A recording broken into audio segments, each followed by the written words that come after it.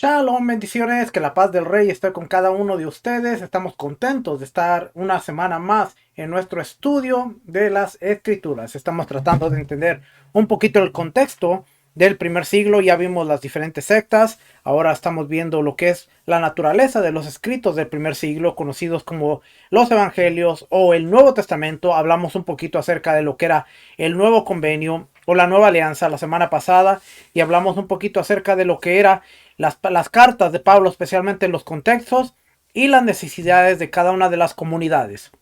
Hoy vamos a continuar en esa misma temática y vamos a ver qué fue lo que pasó después de la primera generación dejar de existir y entrar a la segunda generación. Así es que vamos a leer por aquí. Dice: el paso de la primera generación de creyentes contribuyó a la producción de obras de carácter más permanente. Las cartas o epístolas siguieron siendo un importante medio de comunicación, aunque ahora no las escribiera el propio Pablo, sino en su nombre, para preservar su espíritu y autoridad. Al igual que encontramos muchos libros pseudoepígrafes, pero quiere decir que tienen el nombre de una persona, pero no fue escrita por esa persona. Ejemplo, a mucha gente cita el libro de Enoch. No lo escribió Enoch. Mucha gente cita el libro de Adán. No lo escribió Adán. Citan el testimonio de los patriarcas. No lo escribieron los patriarcas, pero fueron escritos durante la etapa de los 200 años antes de la era común hasta 100, 200 años después de la era común. En ese periodo tienen el nombre de un personaje famoso, pero por eso se les llama pseudoepígrafes. Al igual, en el nuevo o en el Brit Hadashah tenemos cartas que no fueron escritas por Pablo, sino que se les llama deuteropaulinas. Eso quiere decir que Pablo escribió 7 de las 13 cartas, las otras 6 posiblemente las escribió alguien en nombre de Pablo o alguien que había tenido contacto con las enseñanzas de Pablo.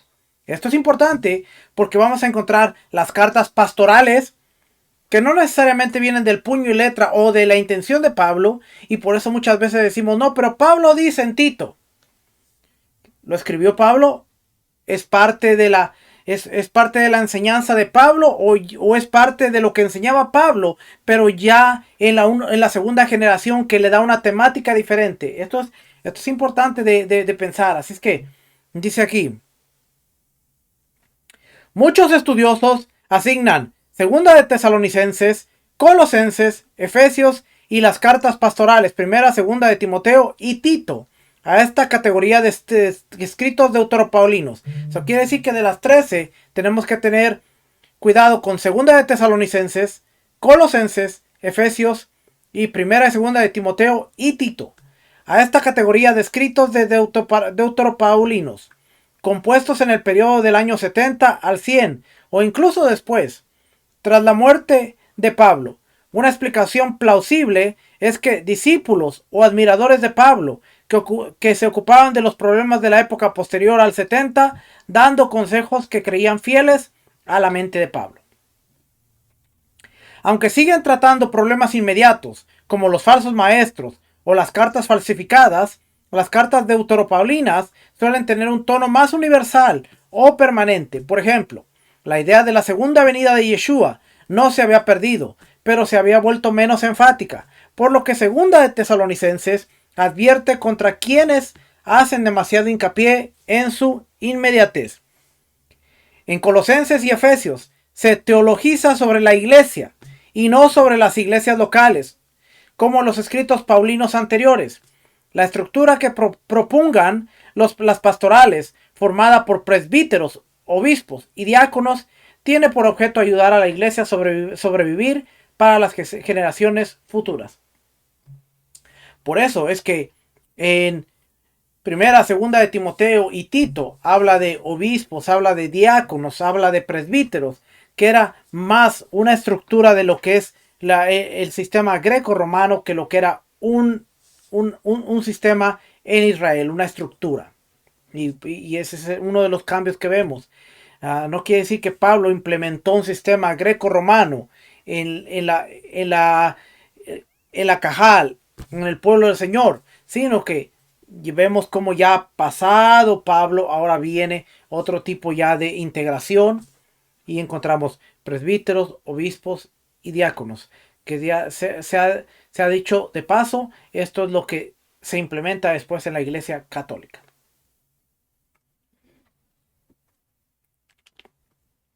En opinión de muchos estudiosos, a este periodo posterior al año 70 pertenecen también las epístolas atribuidas por su nombre a Pedro, Santiago y Judas, es decir, cartas en nombre de los grandes apóstoles o miembros de la familia de Yeshua en las que se abordan problemas de las generaciones de creyentes posteriores. Una vez más, estas cartas tienen tienen a menudo un tono universal o permanente. De hecho, junto con primera, segunda y tercera de Juan, acabaron conociéndose como epístolas católicas o epístolas generales, término que el cristianismo oriental se consideraba apropiado para las obras dirigidas a la Iglesia Universal.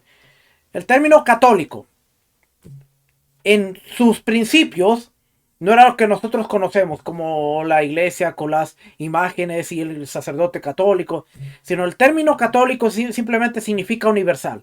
Entonces, cuando decimos la iglesia católica, que era la iglesia universal, la que se unió, la que Roma estableció, que será la iglesia católica.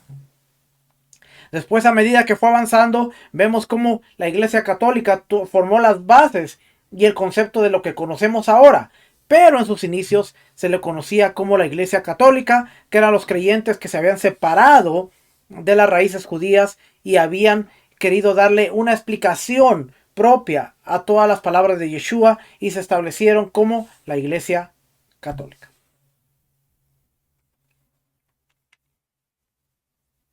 Vamos a hablar de los evangelios. Los evangelios también aparecieron géneros literarios. Géneros literarios distintos de las cartas, entre los que destaca el Evangelio. El término evangelista se limitará a los escritos, autores de los evangelios canónicos. Evangelizadores abarca la categoría más amplia de quienes predicaron sobre Yeshua. Según la opinión común de los eruditos, en algún momento de los años 60 o justo después del 70 se escribió el Evangelio según Marcos, que ofrece un relato de los hechos y palabras de Yeshua, notablemente ausentes de las cartas comentadas anteriormente. Las experiencias derivadas de las décadas que separaron a Yeshua del evangelista influyeron en esta presentación. La relevancia para los problemas de los creyentes determinó la selección de lo que se conservó de la tradición de Yeshua. Por ejemplo, el énfasis del Yeshua de Marcos en la necesidad del sufrimiento y de la cruz puede reflejar la persecución sufrida por los creyentes a los que se dirige Marcos. La ampliación o explicación de la tradición de Yeshua era necesaria porque los oyentes y lectores ya no eran los judíos de Jerusalén de la época de Yeshua, sino gentiles a quienes las costumbres e ideas judías resultaban extrañas. Por ejemplo, Marcos 7 del 3 al 4. ¿Por qué los fariseos y todos los judíos no comen a menos de que se laven las manos cuidadosamente, observando así la tradición de los ancianos? Y cuando vuelven de la plaza no comen a menos que se laven. Y hay muchas otras cosas que han recibido para observarlas, como el lavamiento de los vasos. ¿Cuántos de nosotros hemos considerado cada uno de los evangelios en el contexto y a la audiencia a la que está escrita? Por ejemplo, Marcos. Estamos viendo que ya no está escrito a judíos. Y por eso Marcos presenta no un evangelio diferente, sino presenta a Yeshua, las palabras, los milagros, la interacción que está teniendo, la presenta de un modo distinto a lo que lo hace Mateo, a lo que lo hace Lucas y por supuesto a lo que lo hace Juan. ¿Por qué? Porque cada escritor está impregnado de una idea de lo que quiere proyectar con el evangelio, con la carta, con el escrito que está dando y la audiencia a la que se lo va a dar. Entonces es interesante. ¿Por qué? Porque ahora tenemos que ver qué estaba en la mente del autor cuando escribió. De hecho, sea de paso que muchos estudiosos creen que lo primero en aparecer fue el documento Q, un documento Q, de donde Marcos y Mateo salen más adelante. Hasta hoy en día, oiga bien lo que le voy a decir, hasta hoy en día no hay ninguna prueba de que ninguna de estas cartas estuviera escrita en hebreo. No existía el Nuevo Testamento en hebreo, o no hay prueba de que existía el Nuevo Testamento en hebreo. No hay prueba. Mucha gente defiende, no, pero es que el Mateo Shem Tov es una traducción hebrea de lo que era el Mateo griego.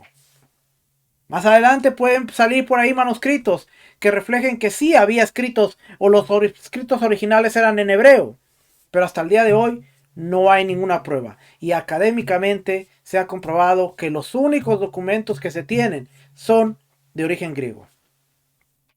Lo siento, si alguien le está vendiendo la idea de que ese evangelio procede del hebreo, es una traducción del documento griego. ¿Ok? Es que vamos a seguir leyendo por aquí. Los evangelios según Mateo y Lucas fueron escritos probablemente entre 10 y 20 años después de Marcos, o sea, entre el año 70, 80 o casi 90. Ofrecen mucho más de la tradición de Yeshua, sobre todo en forma de dichos que se cree que proceden de una colección perdida de dichos conocida como el documento Q. Esta tradición más amplia revela experiencias diferentes de las del contexto eclesiástico de Marcos.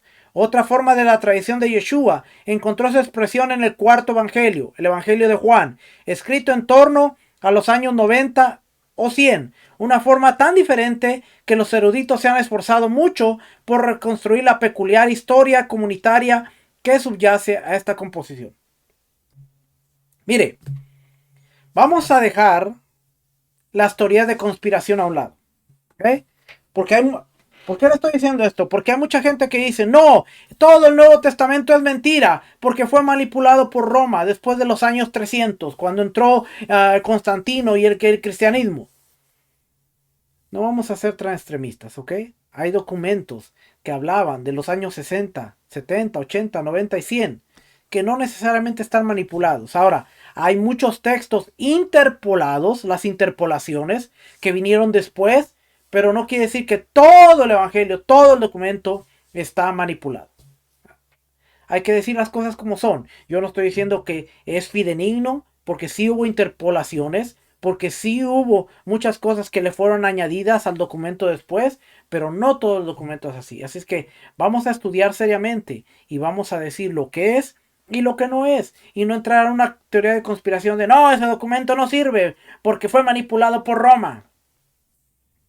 Eso es falta de conocimiento de la historia. Vamos a ser serios con el estudio y vamos a hacer nuestra tarea, nuestro trabajo, que para eso estamos. Que si creemos saber algo el día de hoy, quizás no lo sabemos como lo deberíamos de saber, y el día de mañana pruebas y más información nos va a mostrar lo equivocado o la falta de información que todavía nos hace falta tener. Así es que si usted va a opinar algo que está a medias o que quizá no conoce completamente, puede hacerlo, puede opinar, pero se va a ver mal cuando usted se vea que no tiene la información completa. A pesar de los matices locales de los 4 evangelios canónicos, su objetivo general era preservar para los lectores de finales del siglo I y de hecho para los de todos los tiempos un recuerdo de Yeshua que no pereció con la muerte ni los testigos oculares. Ninguno de los evangelios menciona el nombre de un autor y es muy posible que ninguno fuera escrito realmente por aquel cuyo nombre se le atribuyó a finales del siglo II. Juan Marcos, compañero de Pablo, y luego Pedro. Mateo, uno de los 12. Lucas, compañero de Pablo. Juan, uno de los 12. O sea, quiere decir que a Marcos fue Juan Marcos, que el compañero de Pablo, y luego compañero de Pedro. Mateo era uno de los 12, cobrador de impuestos. Lucas era el compañero de Pablo, y Juan el discípulo amado. No obstante, esos nombres constituyen una afirmación de que Yeshua estaba siendo interpretado de un modo fiel a la primera y segunda generación de testigos y predicadores apostólicos. Hechos y Apocalipsis, otros géneros literarios, otra forma de literatura primitiva de carácter más permanente que las cartas se ejemplifica en los Hechos de los Apóstoles.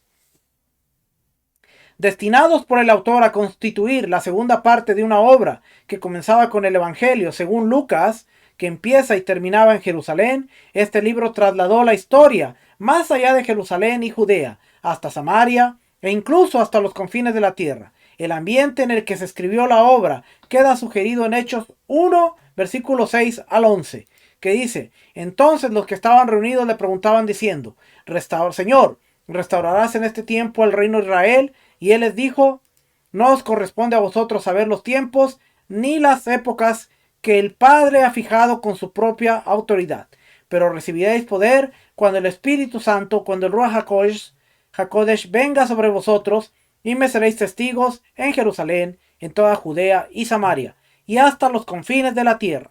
Después de haber dicho estas cosas, fue elevado mientras ellos miraban, y una nube lo recibió y lo ocultó de sus ojos.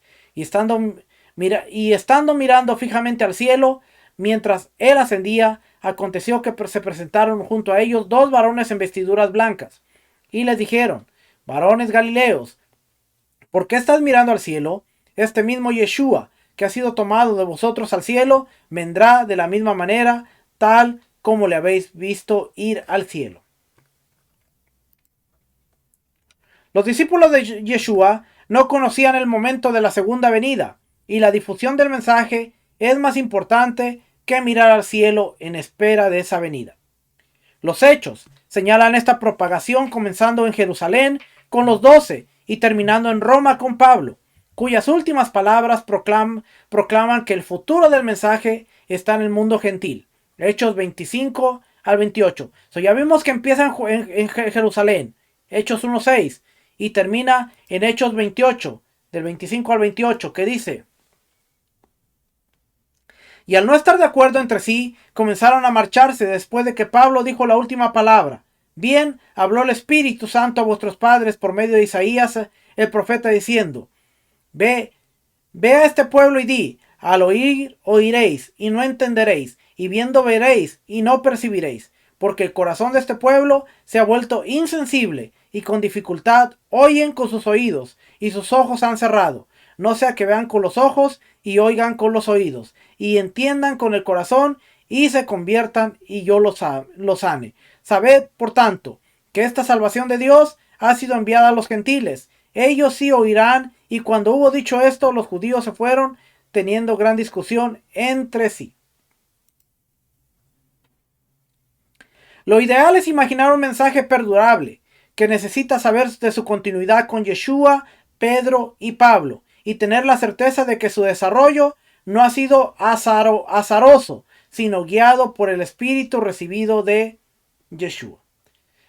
El Apocalipsis presenta otro género de la literatura posterior de los años 70, con raíces en Ezequiel y Zacarías. Este libro es un ejemplo de literatura apocalíptica. Literatura apocalíptica, una designación derivada de un sustantivo griego que significa revelación. Dicha literatura apocalíptica era bien conocida en el judaísmo, como ejemplifican Daniel y dos libros escritos tras la destrucción del templo de Jerusalén en el año 70 después de la era común. A saber, el cuarto de Esdras y segundo de Baruch, la persecución del pueblo de Dios por parte de los grandes imperios mundiales, ponía en tela de juicio el control divino de la historia. La literatura apocalíptica responde a esta situación con visiones que abarcan lo que sucede en el cielo y en la tierra al mismo tiempo. Visiones que solo pueden expresarse con símbolos exuberantes. El paralelismo del cielo y la tierra da la seguridad de que lo que sucede abajo está bajo el control de Dios arriba, y que la persecución terrenal refleja las luchas entre Dios y los principales espíritus malignos. Un aspecto especial del Apocalipsis es que el mensaje apocalíptico se ha adjuntado a cartas dirigidas a iglesias concretas, de modo que al expresar los atributos de Dios en un simbolismo que va más allá de la descripción racional, el autor está recordando a aquellos creyentes de finales del siglo I que el reino de Dios es más grande que la historia que estaban viviendo. Les da esperanza, más aún de la seguridad que a pesar de los reveses sufridos, o incluso a causa de ellos, Dios los hará victoriosos. Por desgracia, muchos lectores modernos han olvidado a los destinatarios del siglo I y al desconocer este tipo de literatura y la plasticidad de sus imágenes y símbolos temporales tan frecuentes en los apocalipsis judíos citados anteriormente, piensan que el apocalipsis como una predicción exacta del futuro que les revela secretos arcanos.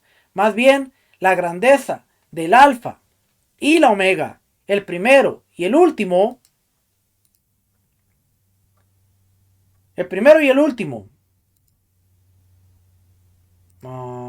¿dónde estoy por aquí? Permítame. Ok, el primero y el último de Apocalipsis 22:3 está más allá de cronología y el cálculo humano.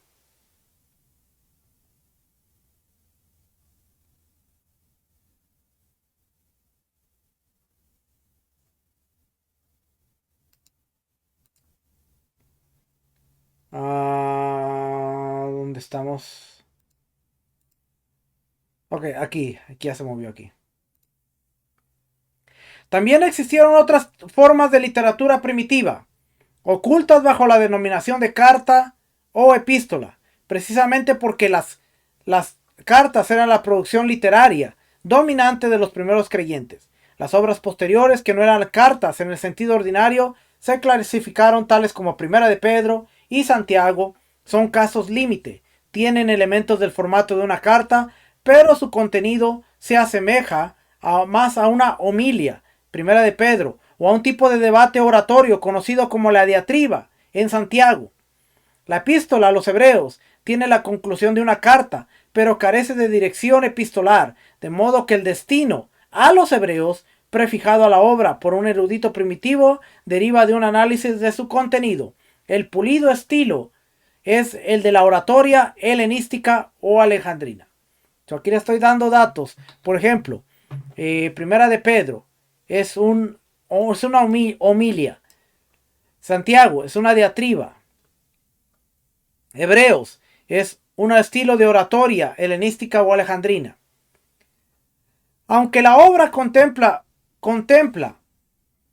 un problema concreto, la aparente reincidencia en algunos aspectos de la adhesión cristiana a causa de los atractivos del judaísmo, elabora una profunda cristología del Hijo de Dios que es como nosotros en todo, excepto en el pecado, superior a los ángeles que dieron la ley y a Moisés que sustituyó con su muerte al culto y al sacerdocio israelita. La dinastía en estilo y desarrollo entre esta epístola y las primeras cartas paulinas es sorprendente.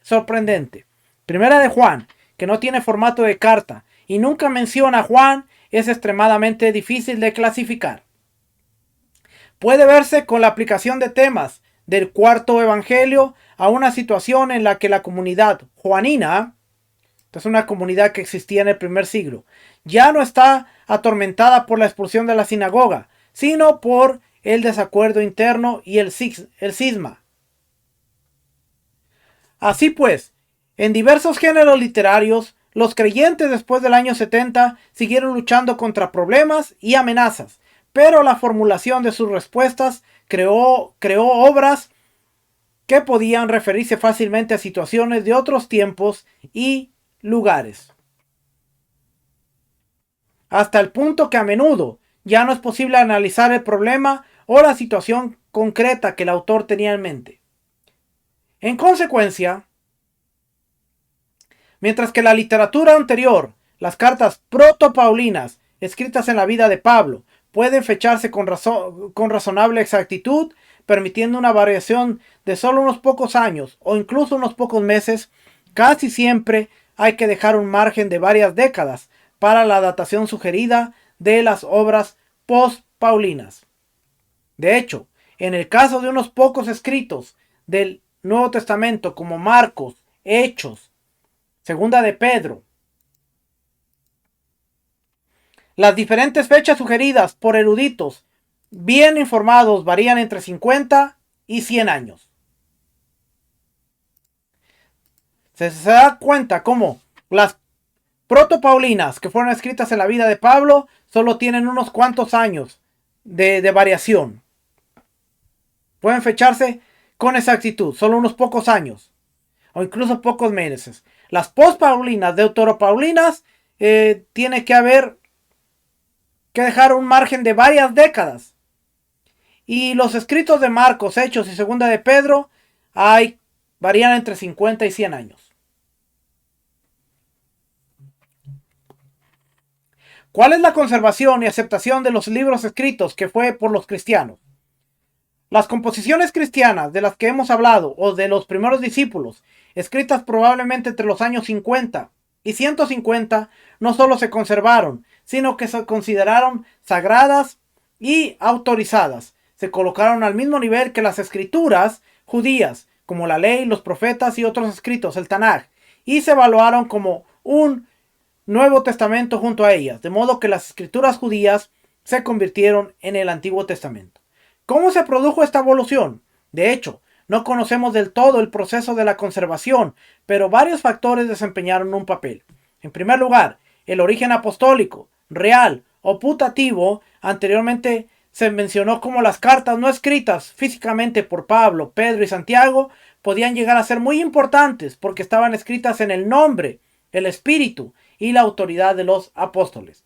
Los evangelios se atribuyeron finalmente a apóstoles como Mateo, Juan, o a hombres apostólicos como Marcos, compañero de Pedro, Lucas, compañero de Pablo.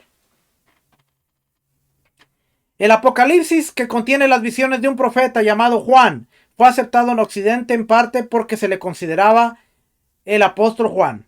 Cuando Dionisio de Alejandría argumentó perspicazmente hacia el año 250 que el Apocalipsis no podía haber sido escrito por el autor del cuarto evangelio y de las epístolas juanicas, que también se suponía que era Juan el apóstol, la aceptación del libro decayó en Oriente. La historia de Eusebio, capítulo 7, versículo 25 y 6 al 27, corrió con la suerte contraria, el hebreo corrió con la suerte contraria. Aunque citado en Roma por cristianos de finales del siglo I y principios del siglo II, no fue aceptado en las primeras listas hebreos.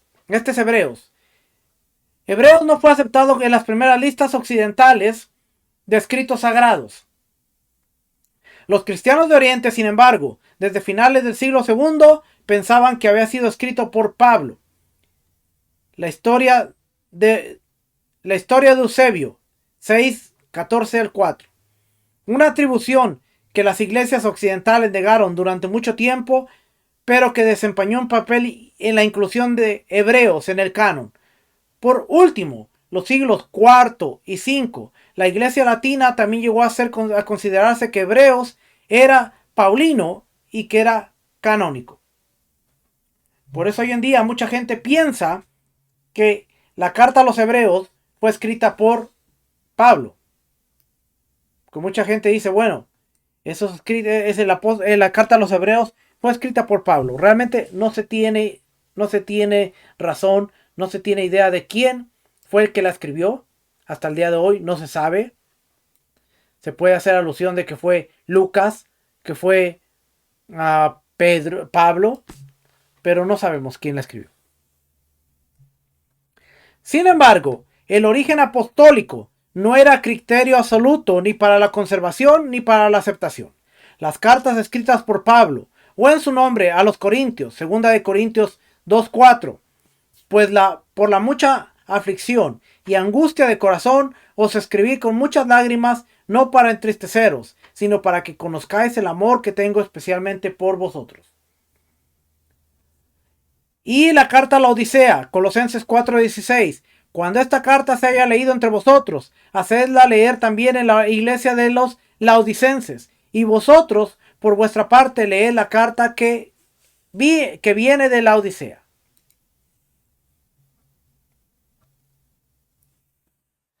La carta de la Odisea que no ha sobrevivido. Además, 2 de Tesalonicenses 2:2. Que no seáis sacudidos fácilmente en vuestro modo de pensar, ni os alarméis, ni por espíritu ni por palabra, ni por carta, como si fuera de nosotros, en el sentido de que el día del Señor ha llegado. Debían descartarse algunas cartas que pretendían ser de Pablo, aunque los eruditos de hoy en día no tienen idea de cómo se diferenciaban dichas cartas de las cartas deuteropaulinas. A finales del siglo II, el Evangelio de Pedro fue rechazado por un obispo debido a su contenido, sin que se debatiera si procedía o no de Pedro. Muchas obras apócrifas, rechazadas por las autoridades eclesiásticas posteriores, como espurias o falsas, llevaban el nombre de los apóstoles.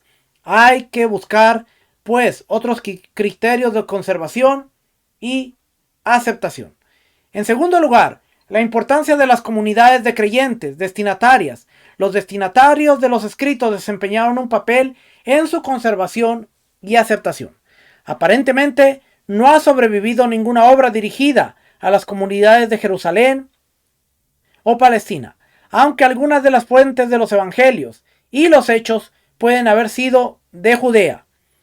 El trastorno que supuso para esa zona la revuelta judía contra Roma en los años 66 al 70 contribuyó probablemente a tal paréntesis. Es plausible que Antioquía de Siria recibiera Mateo, un evangelio que llegó a tener una gran influencia. Al parecer, las iglesias de Asia Menor, por ejemplo, Éfeso y Grecia, conservaron la mayor parte de los escritos del primer siglo, Nuevo Testamento, es decir, los escritos paulinos, joánicos y quizá también Lucas y Hechos. Se cree que la iglesia de Roma conservó Romanos, quizás Hebreos y Marcos. Es otro candidato para el lugar de Lucas y Hechos. Roma pudo haber quedado con Romanos, Hebreos, Marcos, Lucas y Hechos. Cuando hacia el año 170 Ireneo rechazó las pretensiones de los gnósticos sobre el origen apostólico de sus escritos, las conexiones rastreables de los apóstoles con las principales iglesias de Asia Menor, Grecia y sobre todo Roma fueron argumentos importantes para la inclusión de obras que él consideraba como parte del canon del Nuevo Testamento. Este factor de la iglesia receptora, catalizado a veces por la influencia de alguna personalidad mencionada en un libro del Nuevo Testamento que más tarde fue prominente en la iglesia concreta, puede explicar la conservación de obras como Filemón y Judas, que no son lo bastante extensas o significativas como para explicarse de otro modo. En tercer lugar, la conformidad con la norma de fe. El término canon o norma puede haberse referido primero a las creencias estándar de las comunidades cristianas antes de referirse a la colección de escritos que se convirtieron en norma. La importancia de la conformidad con la creencia puede ilustrarse con una historia contada por Eusebio. En la historia de Eusebio 6:12 del 2 al 6 de Serapión, obispo de Antioquía, hacia el año 190, que encontró en la congregación de la cercana Rosus leyendo el Evangelio de Pedro, una obra con la que no estaba familiarizado. Al oírlo por primera vez, la obra le pareció un poco extraña, pero se inclinó a tolerarla. Cuando más tarde se enteró de que este evangelio se utilizaba para apoyar la enseñanza docetista, que Yeshua no era verdaderamente humano, Serapión prohibió que la iglesia siguiera utilizando la obra. Algunos escritos gnósticos reflejaban la tesis de que Yeshua no murió realmente en la cruz, una opinión que, en consecuencia, llevó a menospreciar el martirio cristiano. En comparación, los 4 evangelios y las cartas de Pablo, que destacaban la centralidad de la cruz y la muerte de Yeshua, junto con los apóstoles, los hechos de los apóstoles, con su descripción de la muerte de Esteban, habían sido preferidos por las comunidades en las que la sangre de los mártires había demostrado ser la semilla de la iglesia.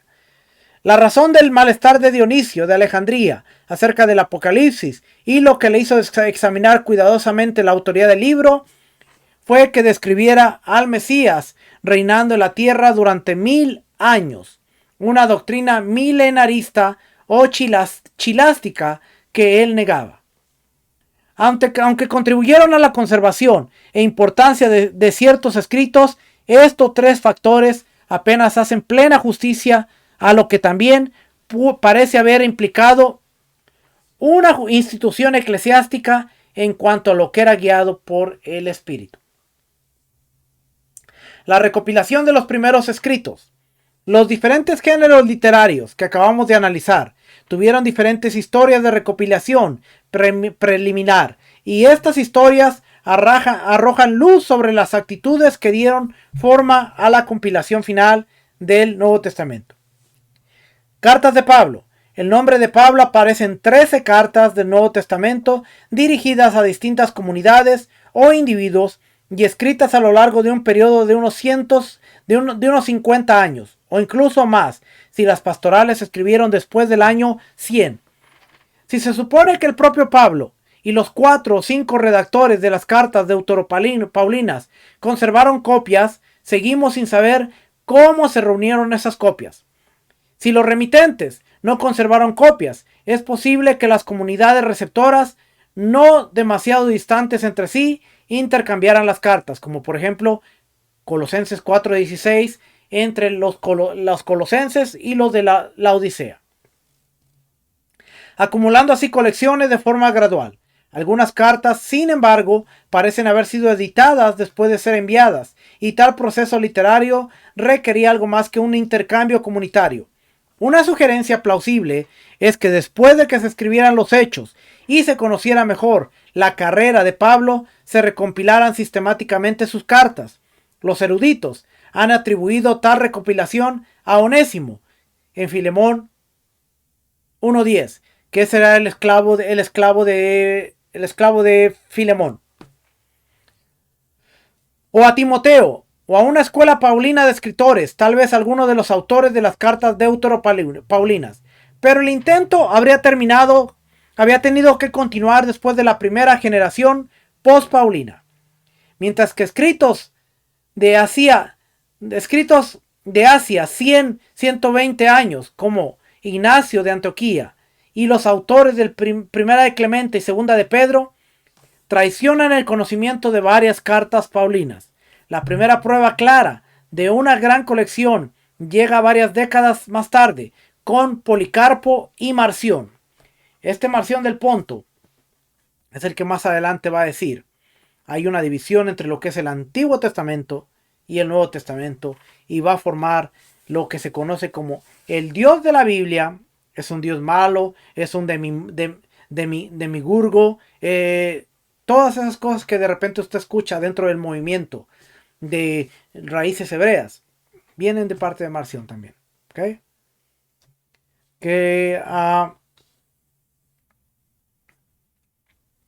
La aceptación de este último, de Marción, de 10 cartas, no incluía las pastorales. A finales del siglo II se aceptaban cada vez más 13 en Occidente, y pronto se añadió una 14ª, que era Hebreos en el Oriente.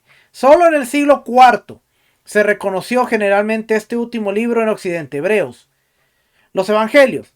La Iglesia acabó aceptando 4 evangelios compuestos en el periodo comprendido entre los años 65 y 100 aproximadamente. ¿Por qué 4? Aunque Pablo no se refiere a un relato escrito, su advertencia en Gálatas 1, del 8 al 9, dice: pero si aún nosotros o un ángel del cielo os anunciara otro evangelio contrario a lo que hemos anunciado, sea anatema. Como hemos dicho antes, también repito ahora: si alguno os anuncia un evangelio contrario al que recibisteis, sea anatema. Él habla contra un evangelio contrario al que os hemos predicado. Sugiere la idea de un solo evangelio, pues puede haber sido axiomática. 1 Corintios 15:11. Sin embargo, haya sido yo o ellos, así predicamos y así creísteis. El evangelio según Marcos, que la mayoría de los eruditos considera el primero en escribirse, se autodenomina majestuosamente el Evangelio, la Besorá, la buena nueva de Yeshua el Mesías, el Hijo de Dios, sin sugerir que hubiera otra versión del anuncio. Cuando el autor de Mateo escribió varias décadas después de Marcos, incorporó otro material, especialmente de la colección de dichos que los eruditos llaman el documento Q o el Evangelio Q, a un Marcos remodelado, suponiendo aparentemente que ahora no habría necesidad de que los lectores consultaran a ninguna de esas dos fuentes anteriores. Aunque el autor de Lucas del 1 al 4, conoce muchas narraciones anteriores, se ha propuesto elaborar su relato ordenado con la idea de que Teófilo y otros lectores conozcan mejor la verdad.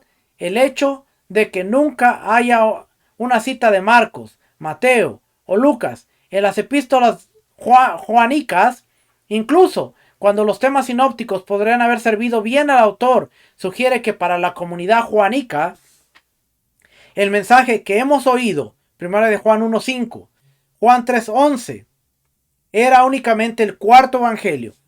El obispo Papías, hacia el año 125 de la era común, conocía varios evangelios, pero antes del año 150 no hay ningún ejemplo claro de más de un evangelio que se leyera como autoridad pública en una iglesia determinada.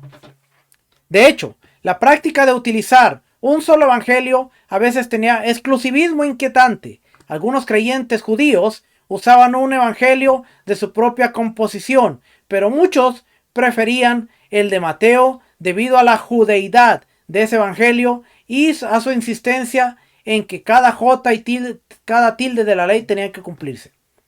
Lo hicieron presumiblemente como polémica contra los creyentes gentiles que utilizaban otros escritos para apoyar la no observancia de la ley. Los comentarios gnósticos sobre Juan aparecieron pronto, pues el evangelio podía sustentar un rechazo gnóstico del mundo. Así, la concentración en un evangelio podía utilizarse a veces para apoyar una teología rechazada por el mayor número de creyentes. Como reacción a tal exclusividad, la aceptación de más de un evangelio se convirtió en la práctica en la gran iglesia. 4 evangelios recibieron una aceptación cada vez mayor después del 150 de la era común. Tasiano intentó un compromiso entre uno y otro, componiendo un único relato armonizado de los 4, el Diatesarón, un compromiso que fue aceptado como autorizado durante varios siglos por las iglesias de habla siriaca en Oriente, pero no por las iglesias de habla griega y latina. Ireno en Occidente y Orígenes en Oriente influyeron en el establecimiento de la opinión de que Dios quería 4 evangelios separados para la iglesia. Marción, del año 100 al 160, desempeñó un papel peculiar como catalizador de la formación del canon del Nuevo Testamento. Creado como cristiano, o tal vez incluso hijo de un obispo, brillante teólogo, llegó de Oriente a Roma hacia el año 140, proclamando que el Creador atestiguaba la existencia de Dios, proclamando que el Creador atestiguado en el Antiguo Testamento no era más que un demiurgo, el Dios de este mundo, que insistía en una estricta justicia. Ese Creador no era el Dios todopoderoso y amoroso, era un Dios ajeno y extraño a este mundo, responsable de enviar a Yeshua en forma humana, dada la creciente separación de los cristianos de la ley, el culto y la sinagoga, como atestiguan Pablo, Hebreos y Juan. El rechazo total de la herencia judía por Marción no era sorprendente. Sin embargo, fue tachado de herejía por los presbíteros de la iglesia de Roma hacia el año 144, lo que provocó que Marción estableciera una secta en Roma en el año 144. El año 144. No estamos. Lo que le llevó a crear una iglesia con sus propias estructuras que perduró durante unos 3 siglos. Marción encontró una justificación particular para su punto de vista en los escritos de Pablo, de quien interpretó que rechazaba totalmente la ley y el Antiguo Testamento. Seleccionó un canon de escritos cristianos que podían interpretarse como favorables a su tesis, a saber, un evangelio, Lucas sin los capítulos 1 y 2, el Evangelión, 10 cartas paulinas sin las epístolas pastorales y el Apostolicón. La reacción del rechazo al Antiguo Testamento por parte de Marción influyó en la determinación de la Iglesia en general de mantener el Antiguo Testamento como palabra de Dios para el pueblo creyente. Así también, la oposición al canon, truncada por Marción, fue un factor que empujó a las iglesias hacia un evangelión mayor, 4 evangelios en lugar de Lucas solo, y a un apostolicón mayor, al menos 13 cartas paulinas en lugar de 10. La incursión de los hechos de los apóstoles, la segunda parte de la obra de Lucana, constituyó una ampliación de esta última. Con su narración en la obra de Pedro, el principal de los 12 compañeros de Yeshua, precedida de su relato de la obra de Pablo, los hechos podrían situarse lógicamente entre los 4 evangelios reunidos que tratan de Yeshua y las cartas reunidas por Pablo.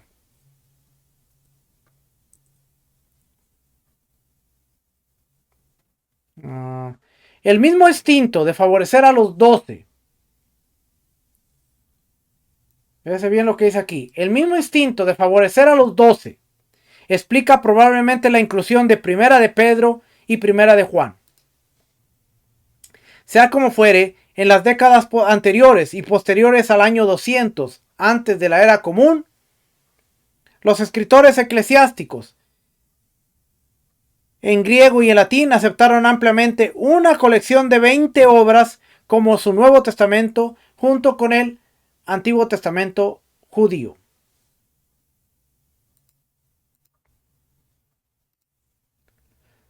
Para completar la colección, las 7 obras restantes, Hebreos, Apocalipsis, Santiago, Segunda y Tercera de Juan, Judas, Segunda de Pedro, se citaron entre los siglos segundo y cuarto y fueron aceptadas como escritura en algunas iglesias, pero no en todas. Sin embargo, a finales del siglo IV, en el oriente griego y en el occidente latino, existía un amplio acuerdo, aunque no absoluto, sobre un canon de 27 obras. Esta estandarización implicaba que las iglesias aceptaban de otras iglesias libros sobre los que tenían algunas dudas, y tal ecumenismo reflejaba un creciente contacto y comunión entre Oriente y Occidente. Interesante todo esto que estamos leyendo, ¿ok? Quédese conmigo. Orígenes fue a Roma y aprendió los puntos de vista bíblicos de la iglesia donde Pedro y Pablo habían sido martirizados y que habían luchado contra Marción. Por otra parte, pensadores occidentales posteriores como Ambrosio y Agustín se familiarizaron con las obras de Orígenes y a través de él con los puntos de vista bíblicos del cristianismo alejandrino, muy culto, el más erudito de los padres de la iglesia latina. Jerónimo pasó gran parte de su vida en Palestina y Siria. Así pues, en cierto sentido, el canon más amplio del siglo IV, al igual que la colección más breve de finales del siglo II, daba testimonio de la experiencia de lo que Ignacio había llamado antes la Iglesia Católica. Esto está en su obra A Esmirna 8:2. Nunca conoceremos todos los detalles de cómo se escribieron, conservaron, seleccionaron y recompilaron los 27 libros, pero un hecho es indiscutible. Unidos como el Nuevo Testamento, han sido el instrumento más importante para poner en contacto a incontables millones de personas de diferentes épocas, lugares, con Yeshua de Nazaret y los primeros creyentes que lo proclamaron.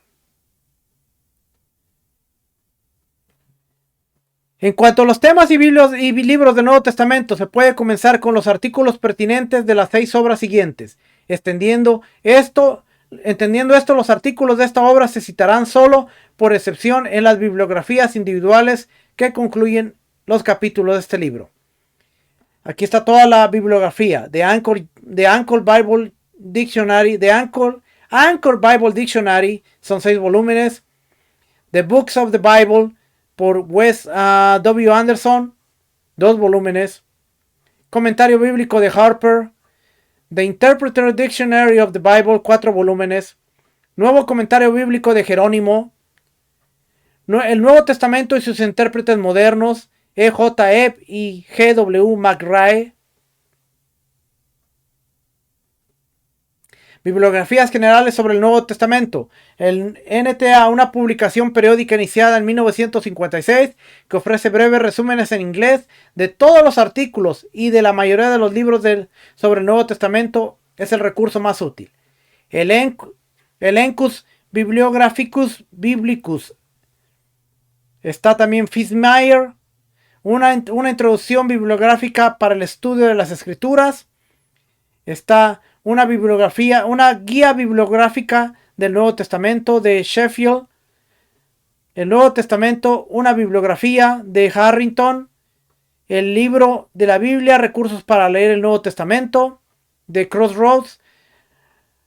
Hurt, JC, una bibliografía del Nuevo Testamento. La Biblioteca del Nuevo Testamento. Y ahí tiene introducciones al Nuevo Testamento. Baker, el Nuevo Testamento, una introducción temática. Los orígenes del cristianismo, una introducción histórica al Nuevo Testamento. El Nuevo Testamento como canon, una introducción de Charles Collins, introducción al Nuevo Testamento. Conselman y Liederman interpretando el Nuevo Testamento. Davis, invitación al Nuevo Testamento. Esto es un recurso de J. Stott. El Nuevo Testamento, una introducción crítica.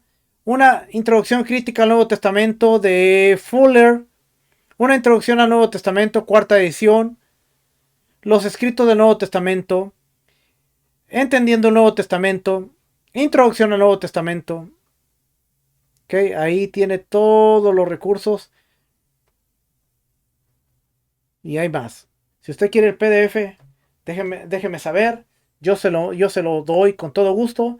La idea es que, familia, sigamos aprendiendo, sigamos validando la información, porque aún el documento que nosotros tenemos hoy en día, no sabemos cómo llegó a ser ese documento de 27 libros. Hemos visto su trayectoria, hemos visto cómo se fueron escribiendo, hemos visto que debemos estudiar las comunidades juanicas o juaninas, debemos estudiar la escuela paulina después de Pablo, y toda esta información que de verdad debemos estudiar un poquito más, porque a veces defendemos y atacamos y hacemos tanta cosa de ideas que no tenemos todavía bien cimentadas. Así que seamos más humildes, dispongámonos a estudiar un poquito más, a aprender un poquito más y a reconocer que todavía no sabemos las cosas como deberíamos saberlas. Familia, nos vemos la próxima semana para seguir aprendiendo, seguir estudiando juntos. Comparte este video si cree que es de bendición. Déjenme sus comentarios. Siempre y cuando sean comentarios con el debido respeto, serán contestados. De lo contrario, si usted va a comentar para faltar al respeto, si usted va a comentar para insultar la inteligencia de los que estamos estudiando, no lo haga, porque va a ser borrado. Ese comentario va a ser borrado y ni se le prestará atención. ¿Okay? Estamos tan ocupados que estamos enfocados en lo que tenemos que hacer. Que el Eterno les bendiga, el Eterno les guarde. Nos vemos la próxima semana, familia. Shalom, bendiciones, shalom.